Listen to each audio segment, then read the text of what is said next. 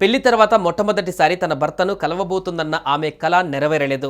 ఆతృతతో, ఆనందంతో ఆమె గగనతనంలో ప్రయాణానికి సిద్ధమైంది. కానీ అంతలోనే విషాదం అలుముకుంది. చిరునవ్వుతో మొదలైన ఆ ప్రయాణం చివరకు కన్నీటి గాథగా మిగిలిపోయింది. ఎయిర్ ఇండియా విమాన ప్రమాదంలో ఓ నవ వధువు జీవం కోల్పోయింది. లండన్లోని తన భర్తను కలిసేందుకు ఎయిర్ ఇండియా విమానం ఎక్కిన ఖుష్బూ గాల్లోనే భస్మం అయిపోయింది.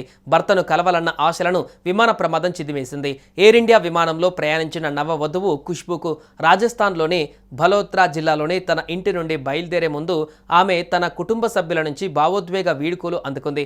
లండన్లో భర్తను కలిసేందుకు వెళ్తూ ఖుష్బూ విమాన ప్రమాదంలో చెలరేగిన మంటలకు ఆహుతైపోయింది. అహ్మదాబాద్ నుంచి లండన్కు బయలుదేరిన ఎయిర్ ఇండియా AI-171 విమానం టేకాఫ్ అయిన కేవలం కొన్ని నిమిషాలలోనే నేల కొరిగింది.